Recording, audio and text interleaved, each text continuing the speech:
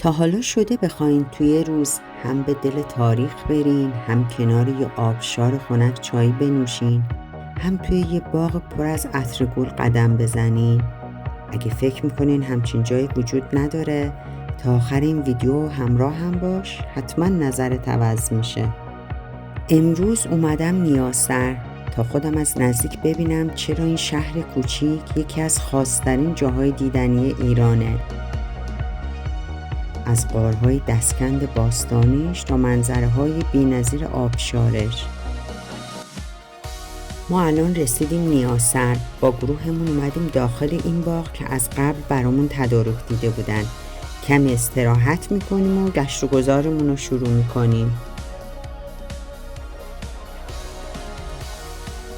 توضیحات مراحل گلابگیری و تشخیص گلاب طبیعی از گلاب قلابی رو تو انتهای ویدیو میتونی ببینی. صاحب باغ همه رو قراره بهمون کامل توضیح بده، پس تا انتهای ویدیو همراه هم باش.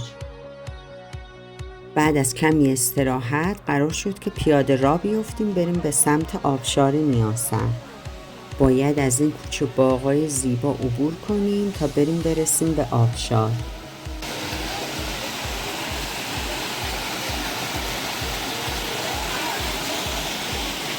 واقعا مسیرش به اندازه خود مقصد قشنگه.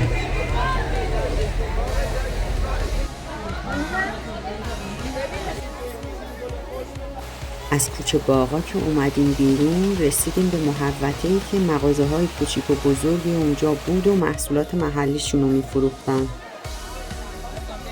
از رب انار غلیظ و خونگی بگیر تا شربت‌های گیاهی که رنگشون آدم رو دیوونه می‌کنه. عطر گل محمدی کل فضا رو پر کرده. اینجا طعم اصالت رو میتونی حس کنی.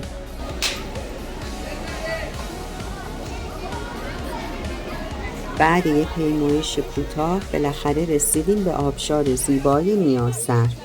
جمعیت زیادی برای بازدید از آبشار اومده بودند. سرچشمه این آبشار از چشمه اسکندریه است و ارتفاع آبشار حدوداً 25 متره.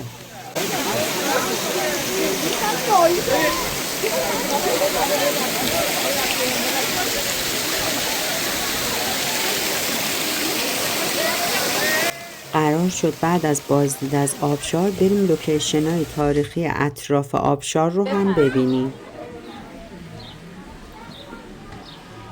اولین جایی که رفتیم گرمابه صفوی یا حمام صفوی نیاسر هستش. یکی از جاهای گردشگری این منطقه که قدمتش به دوران صفویه برمیگرده. توی حمام‌های قدیمی ایرانی اولین فضایی که واردش میشیم سربینه یا رختکن هستش.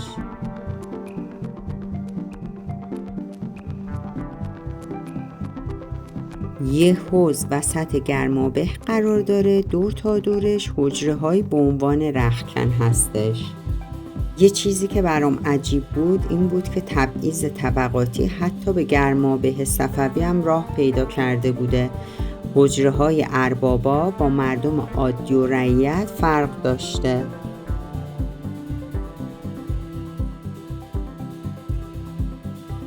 قسمت بعدی حمام گرمخانه هستش که محل شستشو بوده.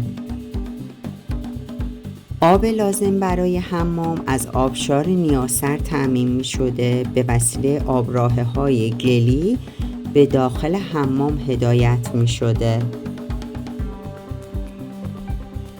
اینجا هم آسیاب آبی نیاسر هست که قدمتش به دوره صفویه برمیگرده.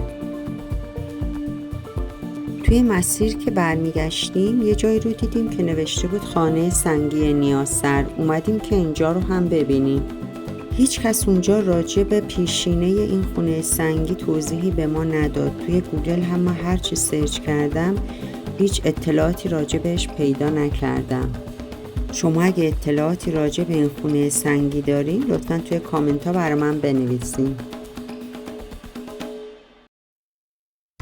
بعد از گشت و گذار توی نیاسر باید برگردیم داخل باغ تا توضیحاتی رو راجع به مراحل گلابگیری بشنویم.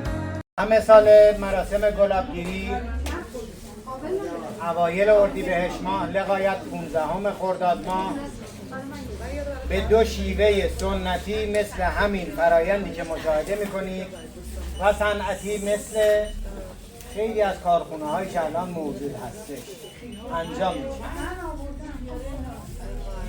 برای فرایند یه گلابگیری ببینید این دیگ هست، این نیچه هست و اون هم که داخل آب سرد هست چی؟ پارچه گلابگیری. برای تهیه گلاب ناب 30 کیلو گل داخل دیگ میریزیم، 60 لیتر آب. زیر دیگ رو روشن میکنیم، به مدت 20 دقیقه طول میکشه تا دیگ ما به جوش بیاد. دیگ ما که به جوش اومد زیر دیگ رو کم میکنیم، به مدت 8 الی 10 ساعت طول میکشه تا توسط این دوتا نیچه حالت تقطیر و میان دست بده و گلاب برقیات ما به دست بیاد. گلاب دو آتیشه چیه؟ ببینید دفعه قبلی 30 کیلو گل که گلابش گرفتن، این دفعه دوباره 30 کیلو گل میریزیم به جای آب. اون گلابی که گرفتیم خالی میکنیم. چند کیلو گل میشه؟ ویژگی گلاب خوب که شما گلاب بشناسید چطوری باشه؟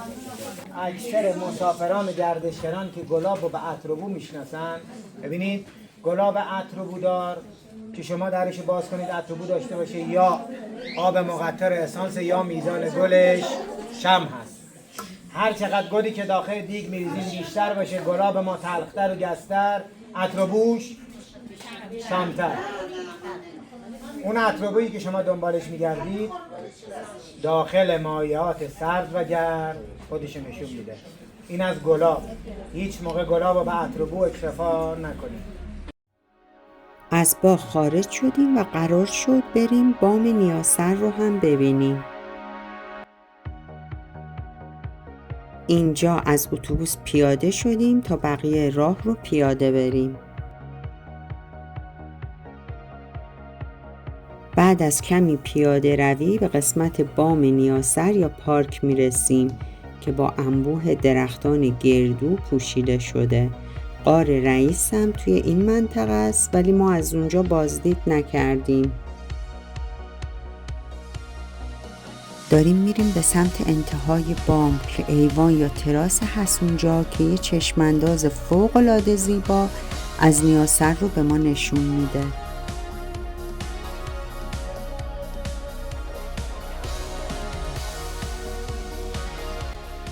ببینید چقدر قشنگه. چشمانداز زیبای کل شهر نیاسر. ممنون که تا اینجای ویدیو همراه هم بودی.